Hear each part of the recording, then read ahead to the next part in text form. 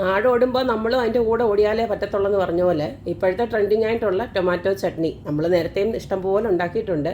എന്നാലും ഇപ്പോഴത്തെ ട്രെൻഡിങ് ആയിട്ട് ഇങ്ങനെ പൊയ്ക്കൊണ്ടിരിക്കുന്ന ടൊമാറ്റോ ചട്നി ഞാനും ഉണ്ടാക്കി. നല്ല മൊരിഞ്ഞ ദോശയുടെ കൂടും നല്ല പഞ്ഞി പോലത്തെ ഇഡ്ഡലിയുടെ കൂടെയൊക്കെ ഈ ഒരു ചട്നി നല്ല അടിപൊളിയാണ്. അത് പറയാതിരിക്കാൻ നിവൃത്തിയില്ല.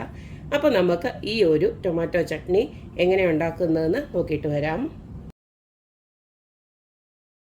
നമ്മുടെ ഈസിയും രുചികരമായിട്ടുള്ള ടൊമാറ്റോ ചട്നി ഉണ്ടാക്കാനായിട്ട് 2 മീഡിയം സൈസ് സവാള ഞാൻ ഇതുപോലെ അരിഞ്ഞു വെച്ചിട്ടുണ്ട്. അതുപോലെ തന്നെ 3 വലിയ ടൊമാറ്റോ അരിഞ്ഞു വെച്ചിട്ടുണ്ട്. ടൊമാറ്റോ എപ്പോഴും കൂടുതലായിരിക്കണം.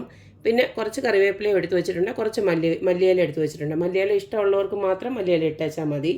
പിന്നെ നമുക്ക് ഇതിനകത്ത് വേണ്ടത് മുളകാണ്. ഞാൻ 2 കൂട്ടം മുളകും എടുത്തിട്ടുണ്ട്. അതായത് നമ്മുടെ പിരിയൻ മുളകും എടുത്തിട്ടുണ്ട്. പിന്നെ എരിവുള്ള മുളകും എടുത്തിട്ടുണ്ട്. പിരിയൻ മുളക് ഇട്ടാലേ നമുക്ക് നല്ലൊരു കളർ കിട്ടത്തുള്ളൂ. അതുകൊണ്ടാണ് ഞാൻ 2 കൂടെ ചേർത്തെടുത്തിരിക്കുന്നത്. നിങ്ങളുടെ എരിവിന് ആവശ്യമായിട്ടുള്ള രീതിയിൽ മുളക് എടുത്തേച്ചാൽ മതി. പിന്നെ അതുപോലെ കുറച്ച് വെളുത്തുള്ളി എടുത്തിട്ടുണ്ട്. വെളുത്തുള്ളി ഞാൻ ഫ്രീസറിനകത്ത് വെച്ചിരിക്കുന്നതായിരുന്നു. അതുകൊണ്ടാണ് ഇങ്ങനെ ഇരിക്കുന്നത്.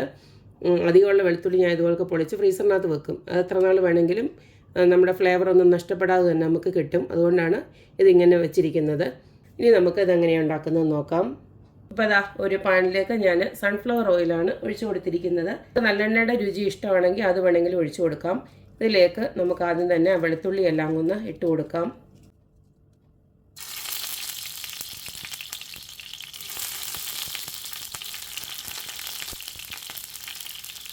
അതുപോലെ തന്നെ നമുക്ക് ആ മുളക് കൂടെ ഇട്ട് കൊടുക്കാം. അതിൻ്റെ കൂട്ടത്തിൽ തന്നെ നമ്മളിട്ട് കൊടുത്ത വെളുത്തുള്ളിയും മുളകും കളർ മാറി ഇതുപോലൊക്കെ ഒന്ന് മുരിഞ്ഞ് വന്നിട്ടുണ്ട്. ഈ സമയത്ത് നമുക്ക് ആദ്യം തന്നെ ഉള്ളി അങ്ങോട്ട് ഇട്ട് കൊടുക്കാം. ഉള്ളിയും കറിവേപ്പിലും ഒരുമിച്ചിട്ട് കൊടുക്കുകയാണ്. ഇതിലേക്ക് നമുക്ക് ആവശ്യത്തിനുള്ള ഉപ്പൊന്ന് ഇട്ട് കൊടുത്തേക്കാം. ഞാനിപ്പോൾ ഒരു 1/2 ടീസ്പൂൺ ഇട്ട് കൊടുക്കുകയാണ്. ഉള്ളി ഇതുപോലൊക്കെ വാടി കഴിയുന്നുണ്ട് നമുക്ക് ആ തക്കാളി അതുപോലെ തന്നെ ആ ഒരു മല്ലിയിലയോട് അങ്ങിട്ട് കൊടുക്കാം.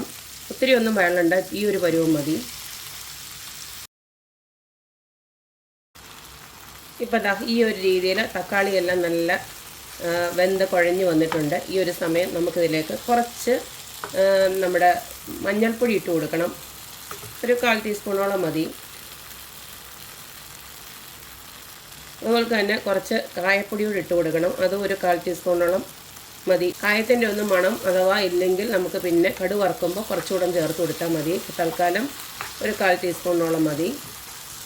ഇത് നമുക്ക് ഓഫ് ചെയ്തിട്ട് ഇത് നന്നായിട്ടൊന്ന് തണുക്കാൻ വെക്കാം. തണുത്തതിന് ശേഷം നമുക്ക് മിക്സിയിലിട്ട് നന്നായിട്ടൊന്ന് അരച്ചെടുക്കണം.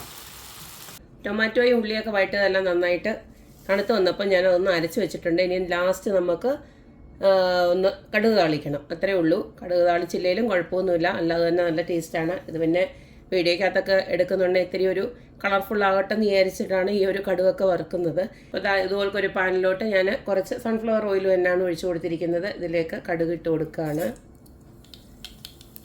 ആ കൂട്ടത്തിൽ തന്നെ കറിവേപ്പില, അതുപോലെ തന്നെ ഉണക്കമുളക്, പിന്നെ ഒരു 3-4 അല്ലി വെളുത്തുള്ളി, പച്ചമുളക്, ഇത്ര ഞാൻ ഇട്ട് കൊടുക്കുകയാണ്.